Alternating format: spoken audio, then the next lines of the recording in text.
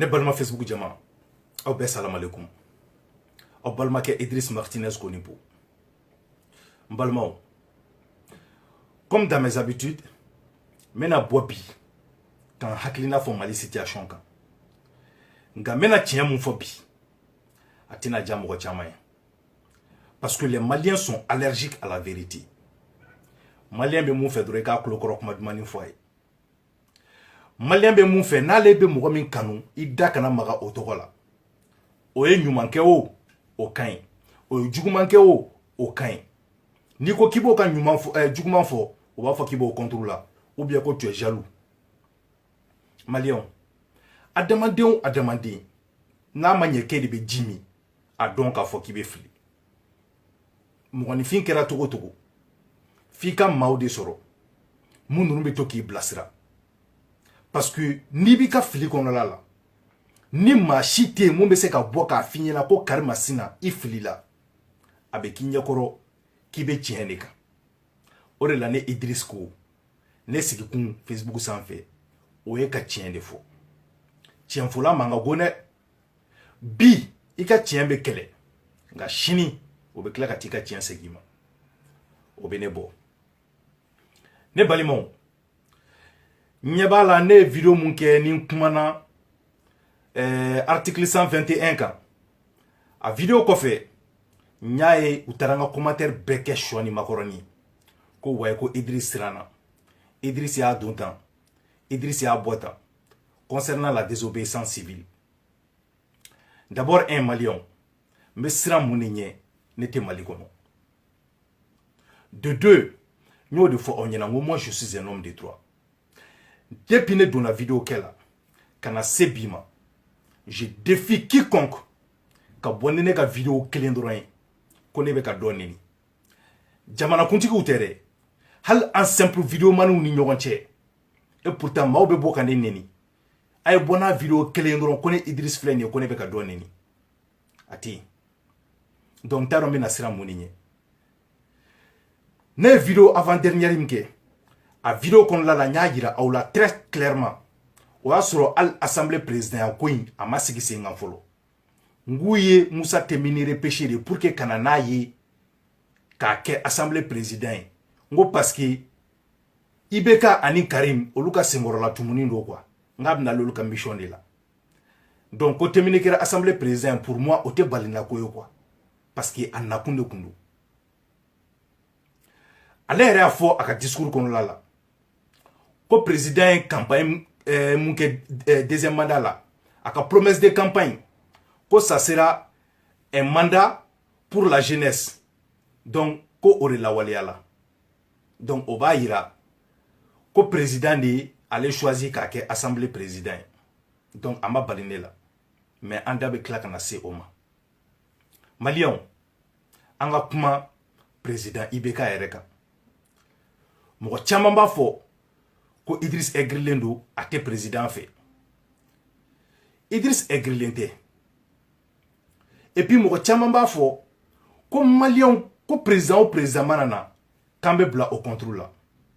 O kuma ye tiɲɛ. Nka ne delila k'a fɔ aw ɲɛna. N ko depuis anw ye an ka démocratie ta ka na se bi ma, maa minnu bɛ ka ɲɔgɔn succéder a bɛɛ ye fa kelen ba kelen. Sanba m'anw san denba ye. A bɛɛ ye sin bila sin t'a di. Ninnu de tun ye gɛrɛn kelen ye. Que ça soit Alpha Oumar Konare o, que ça soit ATT o, que ça soit IBK o, que ça soit Soumaïla Cissé o, nin bɛɛ de ye écoleden kelenw ye. Donc changement tɛ yen. Ninnu bɛɛ jogo de ye kelen ye. Ninnu bɛɛ génération kelen de. Donc ni kelen nana n'o taara dɔ in bɛ n'o ka continuité dɔrɔn de kɛ o. Pour que anw Maliens ka a dabila k'an ka président attaquer, pour que anw Maliens k'a dabila ka jigin anw ka président na, f'anw ka changement radical yɛrɛ de sɔrɔ maa wɛrɛw ka na min tɛ ninnu ye. IBK nana yan. Ale yɛrɛ ko le régime de ATT est incompétent, que ce régime doit dégager. Mais on fɛnɛ bɛ k'o kelen de fɔ IBK ma. An m'a fɔ maa si ye jele ta bese ta hali don min na Diko bora ko fo ne de bora ya na article mu normalement diko no kan amine aw be se ka fo to diko ne Idriss Rana tuguni incitation à la violence nya yira nga vidéo be kon la ngo je suis contre parce que nya fo nga avant dernière vidéo là ngo na utara kata police so jeni na utara kata nga fe o kari kanga gidron jeni aw te ka ke fama la obe ka ke on là parce que ou be kla kata nga budget la kata milliarduta ko be na kla ko structure kelo de gland tuguni ngo donc aw kana son aw dusu ka o kenye katanga yoro jeni ne ka vidéo labana ne segina o kuma kelen de kan nya yira awladi ngo désobéissance civile c'est vrai avec constitution kono mais o korata e kangata yoro jeni angata yoro kari ayta ne ka avant dernière vidéo la c'est juste la continuité donc siran me de bo kono la mais siran mu ne nyente mali kono la mais siran mu ne nyama deli ka fo mo nyela ngo ayta mo fa o ve ayta ninkari o ve ayta ninkari mais malien te tient de fait quoi malien ko dron i kana dron qui acharné dron non ibe ka fanga bla non ayta no de faux mais c'est ka kan tukuni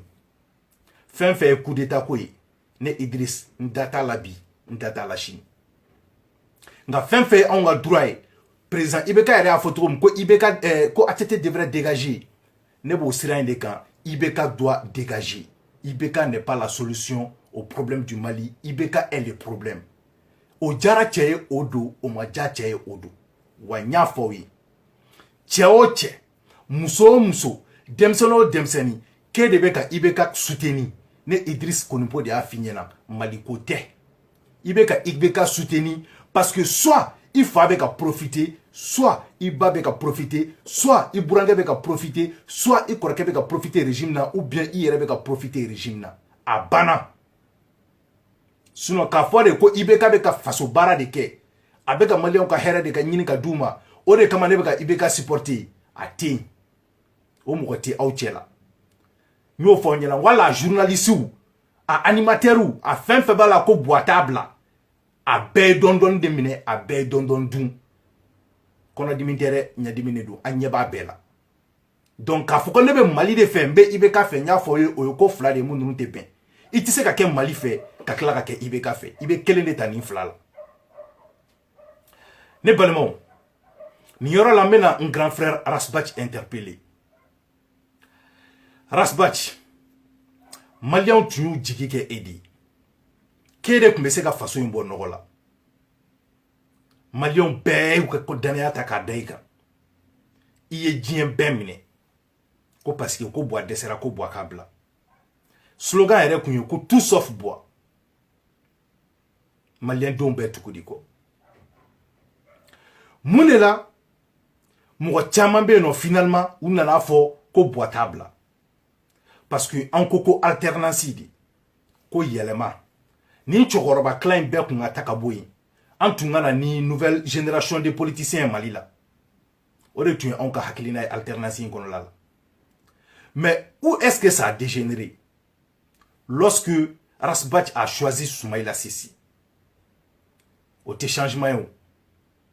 o son solitara son sori nanadi o de ato chaman beno olu fana dusu kashira u ya don ko ni CDR farala Soumaïla Sissé kan ko abina ke mashiba ko idoni donc u chama fana tara fara boa kan ko anga toni anga boye o kausa ni boa kurai o de nana ke problème yo mo chama bito ka sebene ka commentaire la ko way awre mata voter ibeka ya awre ma fo boa tabla nyo de fiye mo jugu hal ni e donke jila aba fo kibika pousser wuli jani kana ne ka commentaire la kam mana kan sebe ne de la ka fo vidéo ngono ka ka ta voter ibeka yi ay bono vidéo droit ko bla réseaux sociaux sans fait kuma banewa tiawo tiabene sui nya fo malien dembe nyana ngone Idriss Martinez Konimpo on tara voter Cheikh Modibo Jarade parce que Marako angata voter odi wa deuxième tour là mata voter parce que montenga sumo tien kata voter ibeka ou bien Soumaïla Sissé ngoni fla be fu goto hal chini a vidéo be nga page kono mais hal chini mam nu tene fait ou bena seven ko wa ko ne de voter a ibeka ne parlement rasta kanumba ko be munde fo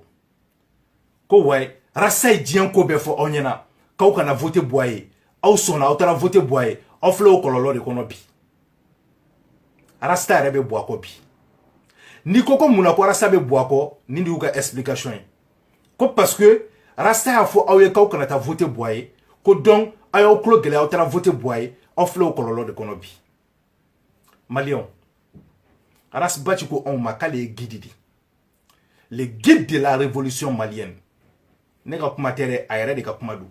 n'a bɛ publication bila a ka page kan a b'a sɛbɛn de le guide de la révolution malienne alors en tant que guide tu es supposé ka maaw guider de parce que i bɛ taa sɔrɔ olu bɛ fili de kɔnɔla la ou bien u tɛ sira dɔn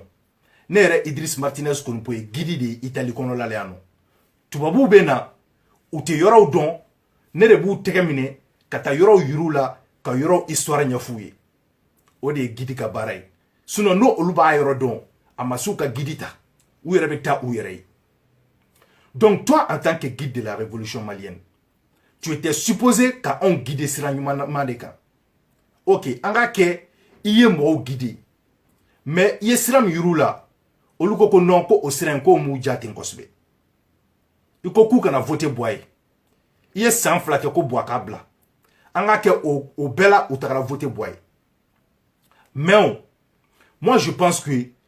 kun kan ka mun kɛ o tun ye de k'i sen bɔ bɔ a kɛlɛli la k'i sen bɔ ko bɛɛ la sisan k'i sigi ka maliyɛnw ni bɔ a lajɛ o la bi maliyɛnw filɛ nin ye kule min na tuguni ko wayi ko bɔ a k'a bila i kun bɛ nimisi wasa sɔrɔ i kun bɛ kunkɔrɔtan sɔrɔ o la o maliyɛn kelenw de kun bɛ tila ka t'i wele tuguni ko Aras Bachi anw de tun ko bɔ a t'a bila nka bi anw nana fara i kan tuguni ko bɔ a k'a bila nka toi en tant que guide ni e yɛrɛ taara tuguni ka taa tugu o bɔ a kelen kɔ bi maa minnu kun ko bɔ a t'a bila olu nimisara bi olu bɛ fɛ bɔ a k'a bila donc a ko bɛna kɛ cogo di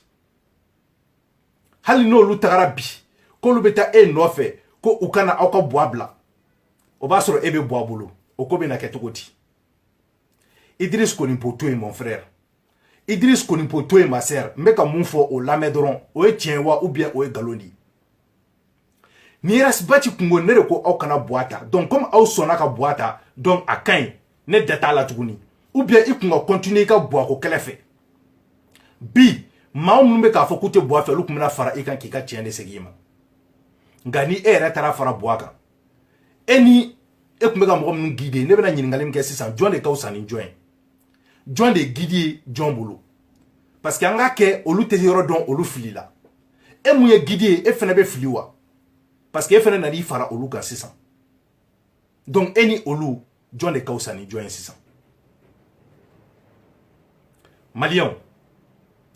ne y'o de fɔ aw ɲɛna n ko jamana in filɛ nin ye niveau min na bi wagati sera an ka conseil di ɲɔgɔn ma ne tɛ yan ka mɔgɔ buruja n tɛ yan ka don classe kɔnɔ parce que hali n'aw ye ne ka vidéo taabolo jateminɛ sa aw b'a ye k'a fɔ ko ne ye n sira janya olu la a mɛnna nka an ka to ka ɲɔgɔn sɔn conseil la an ka karamɔgɔkɛ n'o ye Cherif Cheikh Ousmane Madane Aidara ye tout récemment a tun bɔra a ye vidéo dɔ kɛ vidéo mun kɔnɔla la a y'a yira maliyɛn den bɛɛ la ko élection législative min kɛra ko maa tɔɲɛnenw ko k'olu ka hakɛ segin u ma o vidéo kɔnɔla la a y'a yira anw na fɛnɛ ko nin y'ale kalo kelen k'a tun bɛ fɛ ka président ye nord problème ko la k'a dɛsɛra ko ka président ye maliyɛnw ne bolo a ma fɔ misiri kɔnɔ a fɔra wajulu kɛnɛ de kan a filmela ale yɛrɛ ka mɔgɔw fɛ ka tila k'a bila ale yɛrɛ ka pagew sanfɛ minnu bɛ Facebook kan anw taara ta o page ninnu de sanfɛ ka n'a bila anw ka pagew sanfɛ k'an waso ni Cheikh Cherif Ousmane Madane Aidara ye k'a sankɔrɔta k'a tanu ko au moins a sera ka bɔ ka tiɲɛ fɔ président ye maa caman nana anw dɔgɔya ko wayi an bɛ dɔ fɔ Aidara ma bi sini an bɛna k'an b'o tanu ne y'o de fɔ ne tɛ yan ko n bɛ mɔgɔ juguya la n'i ye ɲuman min kɛ ne bɛ bɔ k'o tanu n'i filila n bɛ bɔ k'o fɔ maliyɛn k'o di n'i bɛ mɔgɔ fɛ i k'a ka ɲuman dɔrɔn de fɔ fɛn fɛn juguman ye i da kana s'o ma ne de ko n ko n t'o la bi wa n t'o la sini an ye Cheikh Cherif Ousmane Madane Aidara tanu yan kosɛbɛ IBK jalaki kosbe nga IBK kelen ka Cheikh Chérif Ousmane Madani Aïdara wele u taara u ye ɲɔgɔn ye kɔfɛ a nisɔndiyara a nana tuguni a nana kumakan fali a ko dɔw ye ale ka o yɔrɔ kuma tigɛ ko ka t'o di président de la république ma k'i ma dɔn ko mɔgɔ ma ɲi ne balimaw aw yɛrɛ ni ala cɛ i kana kɛ Idriss Martinez Konipo fɛ nka i sigi dɔrɔn i k'i miiri Aïdara bɛ video in kɛ wagati min na Aïdara kun bɛ fɛ video in ka se président ma ou bien a kun tɛ fɛ a ka se président ma ni anw tun ma video in ta k'a partager k'a fili diɲɛ ɲɛfɛ président tun b'a sɔrɔ k'ale Aïdara wele wa n'a sɔrɔ président la sɔrɔli kun ka nɔgɔ ale bolo président ka téléphone numéro a kun bɛ se k'a wele a ma se a kana sigi publiquement ko ale ma se ka président sɔrɔ a kun b'a wele dɔrɔn u kun bɛ audience ta n'a sɔrɔ président la sɔrɔli kun ka nɔgɔ ale kun tɛ kalo kelen kɛ k'ale ɲɛ ma se ka da président kan Bacili y'a fɔ anw ɲɛna Arasibati fa ko IBK hali n'i y'a ka ministre ye pour que i ka IBK i ɲɛ la ka taa bara na kɛ don pour que ka se ka IBK i ɲɛ la en tant que son ministre i b'i si kɛ i tɛ IBK i ɲɛ la ni conseil des ministres ni conseil des ministres tɛ donc ne bolo ni anw jɛra k'e ka communication kɛ k'i ka kumakan cari diɲɛ ɲɛfɛ fo ka taa se président kulo ma ni président y'i wele ne bolo ni i tun nana i tun kan ka na anw remercier de k'a fɔ vraiment aw ye n ka kuma lase a seyɔrɔ la président ye n wele a kumana n fɛ vraiment b'aw fo aw ka baara kɛlen na nka ni e nana ko maa minnu y'o kɛ k'i ma dɔn ko maaw ma ɲi k'u y'o yɔrɔnin kuma tigɛ ko ka t'o di président ma mais basima kuma de bɛ kuma in kɔnɔla la wa n ko tiɲɛ de bɛ kuma in kɔnɔla la président min ye reçoit o dɔrɔn de fɔra o kuma selen président ma e reçoit nin ye wa donc anw ma se ka mun faamuya pourquoi ka tila ka na anw attaquer tuguni o yɔrɔnin bonyana anw hakili ma donc k'a fɔ karamɔgɔ Aïdara ɲɛna i ka communication o yɔrɔ la a ma ɲɛ hali dɔɔni maa tɛna sɔrɔ i kɛrɛfɛ mun bɛ se k'i conseiller n b'a dɔn maa tɛna sɔrɔ ambassade kɔnɔ mun bɛna se k'a f'i ɲɛna k'i filila nin yɔrɔ la n b'a dɔn nka ne Idriss Martinez Konipo kunun n y'i tanu nka bi n bɛ bɔ k'a f'i ɲɛna n k'i filila i ye fili juguba de kɛ nin yɔrɔ in na parce que i kanu kun donna mɔgɔw dusukun na k'i sera ka tiɲɛ fɔ président ye nka i ni président ye ɲɔgɔn ye i nana bin o mɔgɔ kelenw kan tuguni k'olu ye mɔgɔ jugu ye ko maaw ma ɲi ko donc k'olu ye ka kumakan tigɛ ko ka t'o di président ma alors que a bilala e yɛrɛ de ka page sanfɛ ni anw taara a ta yen maliyɛnw aw yɛrɛ k'aw sigi dɔrɔn aw ka jateminɛ jamana bɛ a feu et à sang u taara kisɛ ci Sikasokaw la ko força ka bɔ o la ka taa Kayi ka taa kisɛ ci waliden na k'a bɔnɛ a nin na Kayikaw ka wuli k'u bɛna u ka hakɛ ɲini o la u taara mɔgɔ wɛrɛw bɔnɛ u nin na tuguni an ka dugu karamɔgɔw bɛ min an tɛ ka karamɔgɔw sijan mankan mɛn nin na alors que ni karamɔgɔ ninnu olu de y'a fɔ anw ɲɛna yan ko ni dɛsɛra ka ala ta fɔ fanga ye ko a man ɲi nka n'i kumana u b'a fɔ k'i bɛ karamɔgɔw juguya la o de la an y'a fɔ karamɔgɔw ye k'u k'u sen bɔ politiki la parce que politiki a man ɲi politiki de bɛ maa ɲuman kɛ maa jugu ye politiki de bɛ maa danbe bɛɛ bɔ i la politiki de bɛ maa ta k'i se dɔgɔyama ma k'a sɔrɔ maa minnu man k'i dɔgɔya yɛrɛ ni politiki ko tɛ n'a sɔrɔ aw hakili tɛ ko dɔ kan président bolo mun de bɛ aw siran ka bɔ ka tiɲɛ fɔ président ye k'a sɔrɔ jamanaden hakikaw bɛ ka bɔ ka tiɲɛ fɔ président ɲɛna ne balimaw ne bɔra l'autre jour ka Diko interpeller n ko kisɛ bɛ ka ci maaw la n ko pourquoi Diko tɛ ka bɔ sisan Diko kanubagaw u nana mun sɛbɛn ne ka commentaire la ko ouais ko Diko n'est plus le président du Haut Conseil islamique du Mali ko donc ko a bɛ se ka mun de kɛ n bɛna ɲininkali min kɛ aw la don min na Diko ye ultimatum di IBK ma k'a ka fanga bila au don ne bena ɲininkali min kɛ aw la est-ce que Diko kun ye au conseil président wa aw bɛɛ b'a dɔn ko jaabi ye ayi de don min na Diko ko ni IBK ma fanga bila k'u bena IBK la wuli ni IBK siranna a don fa tilala kana ko Buye de Ɲoron ko de ko ale ma k'ale kana marche in kɛ tuguni o don est-ce que Diko kun ye au conseil président wa ayi nga o don fanga kelen kun b'a la o don a kun bɛ k'a ka kɛlɛ kɛ ni a ka groupe tɔgɔ di nga a kun tɛ k'a kɛ ni au conseil tɔgɔ ye hali sini n'a jɔra Diko kan k'a diyara ye ko Diko ko k'a bɛ palais fa ko Diko ko k'a bɛ place d'indépendance fa a se b'a ye il n'a pas besoin d'être le président du Haut Conseil islamique pour ça c'est un citoyen comme tous c'est un Malien comme tous et en plus c'est un imam donc au niveau conseil président tɛ ɲɔgɔn sira la nka mun de la nin bɛɛ bɛ ka kɛ Mali kɔnɔ kisɛ bɛ ka ci ka maaw bɔnɛ u ni na an tɛ ka u mankan mɛn a y'a jate minɛ Dayiru ani gendarme directeur ni police directeur an ɲɛ b'u ka vidéo la ka circuler Facebook sanfɛ olu yɛrɛ bɛ k'u plaigner ko Mali armée Mali police ko pour que i ka ta la ko colonel ni général de bɛna f'i ɲɛna an denkɛ dɔ bɛ yan nɔ a bɛ drogue ta de la a bɛ nin na tan a bɛ nin na tan ko a y'a don armée la ko pour que k'a redresser o de la i b'a ye anw ka jamana falen don armée la nka kɛlɛ dusukun t'u kɔnɔ parce que u y'u ta dɔrɔn de ka t'u bila yen ko pour que ko k'u bɔ ko dɔ la nka a kanu yɛrɛ t'u la o de la droguew zuɲɛminaw fanɛni-banɛnikɛlaw olu de bɛ anw ka polisiw n'an ka gardiw kɔnɔla la k'a sɔrɔ a kanu bɛ maa minnu na a diinɛ n'a ŋaniya bɛ maa minnu kɔnɔ maa minnu bɛ wuli ka kalan kɛ ka taga concours kɛ n'olu kan k'a sɔrɔ u b'olu jɛ a la aw bɛ fɛ cogo di ko anw ka armée sɔrɔ mun bɛ se ka Mali kunna wolo Maliyɛnw Mali bɛ ka taa nin sirabolo in de kan ne bɛna kuma kelen de fɔ aw ɲɛna bilahi Mali depuis a kɛra Mali ye a ma deli ka président lankolon sɔrɔ ka tɛmɛ IBK kan i ka sɔn ne ka kuma in ma dɛ i ka ban ne ka kuma in ma tant que IBK bɛ Mali kunna an tɛ hɛrɛ sɔrɔ aw ma ye jihadi bɛ Mali kan wagati bɛɛ aw ma ye suguw bɛ ka jeni don o don aw ma ye station bɛ jeni don o don aw ma ye hɛrɛ yɛrɛ tɛ ka jigin Mali kɔnɔ nin bɛɛ ye parce que IBK il porte la poisse en fait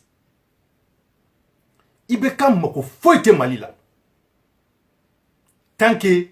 ale bɛ ka escorter ka bɔ Sɛbɛnnikɔrɔ ka taa Kuluba ka escorter ka na a banna n y'o de fɔ ye IBK ne gère plus rien au Mali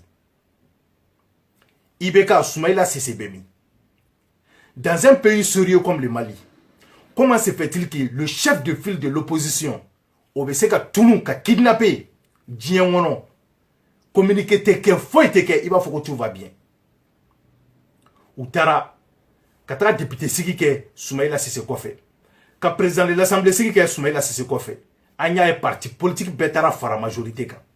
opposition yɛrɛ tɛ Mali la tuguni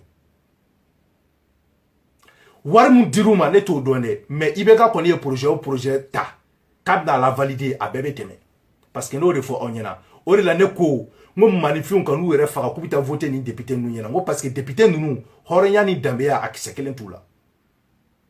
après voter nin ye wa 147 députés nin bɛɛ taara voter majorité comment se fait-il que opposition yɛrɛ bɛ se ka taa voter majorité alors que ninnu de ko anw ma yan ko Témine ma gagné commune 5 là donc quelqu'un qui n'a même pas été élu démocratiquement aw bɛ tila ka t'o de ta ka t'o kɛ anw ka président de l'Assemblée ye tuguni Maliyɛnw Mali politique filɛ nin ye aw ɲɛkɔrɔ comment se fait-il que président de l'Assemblée au cas français hal 82 élèves au cas français tilennen de n'o ye Timile ye français mun fɔ nin ye mɔgɔw bɛ ka français in ta k'a bila niveau dɔ la français in ye kuma juguba de parce que Timile ye kuma min fɔ a ka français in kɔnɔla la a ko k'u bɛ fɛ ko ka toutes les conditions soient réunies ko afin que les Maliens puissent subir les conditions néfastes de cette maladie a ye kuma juguba de fɔ nin ye tan parce que a y'a yira anw na de k'u bɛ ka baara kɛ ko ka condition bɛɛ la réunie pour que Maliens be se ka kololo soro kololo juguman ba yɛrɛ bana in kololo juguman ba ko pour que ko ka se ka o subir kuma in b'o de yira a kun kan ka fɔ de pour ne pas subir mais n'a ko pour subir o be kuma sansi bɛɛ bɔ a la ka kuma sansi bɛɛ yɛlɛma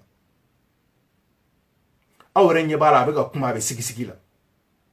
la deuxième institution du Mali parce que ni président bɔra yen dɔrɔn timine de bɛ na diɲɛ bɛɛ bɛ anw ye k'a fɔ ko anw de ka président de l'assemblée bɛ sigi la i b'a fɔ ko cinquième année élèves nin ye maloyala ko ye nin ye kumasulu ko ye wa nin ye dusukasi ko ye Mali ma Maliens bɛna segin k'a fɔ aw ɲɛna tuguni timine nakun tɛ dɔ wɛrɛ ye timine nakun ye de anw minnu b'a la ko buwa k'a bila timine est pire que tout le monde donc ni buwa y'a bila bi timine de bɛna ta est ce que anw bɛna sɔn timine ka kɛ anw ka Mali président bi an filɛ nin yɔrɔ min na wa ne b'a dɔn on préfère aussi buwa plus que timine Mali président la buwa b'a dɔn ko Maliens bɛ ka dimi ale kɔrɔ cogo min na peut-être a tɛna a ka mandat laban donc ni buwa m'a ka mandat laban sisan jɔn de bɛna buwa remplacer ni buwa gɛnna bi ni ko nana buwa sɔrɔ bi ala kan kisi ni buwa ka kalifa minɛla la jɔn de bɛna buwa remplacer o ye nin timine kelen in de o timine kelen o de bɛna président élection présidentielle organisée tuguni donc o timine kelen o de bɛna a ka namaraw kɛ tuguni avec Manasa pour que maa min ka d'u ye ka fanga in ta k'o d'u ma a kɛra Karim ye o a kɛra Bubu ye o a kɛra maa o maa ye u kɔni n'a ta k'a di u diyaɲɛmɔgɔ ma parce que Manasa ye anw ka élection législative in namara Malien den bɛɛ sigilen ɲɛna wa pa paga ma bɔ a la Maliens cɛ sigikun bɛɛ filɛ nin y'aw bolo n'aw y'a ye Karim insistera dɔ wɛrɛ tɛ nin de don Karim talen Faransi a terikɛ a fɔ aw ɲɛna ko Karim de bɛna kɛ Buwa ka remplaçant ye mɔgɔw bɛ k'a kɛ yɛlɛko ye yɛlɛko tɛ a projet de bɛ yen nɔ Karim ko non ko député b'ale bɔ député t'a bɔ dɛ Karim mago bɛ président de la ni Karim fa bɔra yen u bɛna Karim préparer ka na peut-être jan'o cɛ u bɛ se ka na ni Bubu ye donc ni Bubu tagara Bubu b'a di Karim ma parce que c'est un jeu de passe-passe c'est un jeu de passe-passe Maliens il est temps que aw ka kunun ka bɔ sunɔgɔ la wallahi billahi i bɛ ka tɛ solution ye juguya tɛ ɲɛngoya tɛ foyi tɛ aw yɛrɛ ɲɛ b'a la Mali binna cogo min na ka se niveau ma aw y'a ye Mali kalanko dafirila cogo min na aw y'a ye Mali ko bɛɛ tiɲɛna cogo min na Mali mago bɛ président na mun bɛ se ka na Maliens ka danbe segin u ma mun bɛ se ka na Maliens ka hɔrɔnya segin u ma wa o président o tɛ IBK ye o de la nin yɔrɔ la n b'a fɔ Rasbach ɲɛna n k'a fili la parce que e ko k'e ye mɔgɔ minnu ka guide n'olu filila e de kan k'olu tilen nka olu filila e yɛrɛ tilala ka tigi i yɛrɛ bila olu ka fili kɔnɔla la donc ne bɛna ɲininkali kɛ e ni olu jɔn de ka fisa ni jɔn ye karamɔgɔ Ayidara i ye kuma min fɔ nin ye a kuma a fɔcogo man ɲɛ parce que i ka laɲini tun ye de président kun k'i ka kuma lamɛn n'i ka kuma sera président fɛ yen maa minnu y'i ka kuma dɛmɛ a ka se président fɛ i kun kan ka n'olu fo de i kun man ka fɔ ko Malien man ɲi k'u taara i ka kuma tigɛ ko k'a di président ma parce que kuma in ma fɔ dogo la ni dɔ de tun y'a den k'i enregistré i tun bɛ se k'o fɔ mais kuma in fɔra wajulu kɛnɛ de kan kuma in fɔra bɛɛda de kan wa kuma in filmera k'a bila i yɛrɛ ka page sanfɛ wa anw ye dɛmɛ de kɛ k'a lase président ma Diko Malien denw ko k'u mago b'i la nin wagati in na n tɛ nin dɔgɔya parce que i bɛ ne fa bɔ mais Diko Malien denw ko ils n'ont jamais eu besoin de toi plus que ce moment là k'an mago b'i la i k'an dɛmɛ ala ani kira kama i ka président IBK daga ta ka bɔ anw Maliens da la parce que a yɛrɛ ko ce régime doit dégager n'o tun ye ATT ka régime ye anw fana bɛ fɛ ce régime de IBK ko il dégage an ka laɲini ye o de ye donc ni ne tun bɛ ne Idriss Martinez kɔni bolo bi k'a fɔ aw ɲɛna hakɛto bɛ nin kuma na aw k'an bɛn an ɲɔgɔnna wɛrɛ ma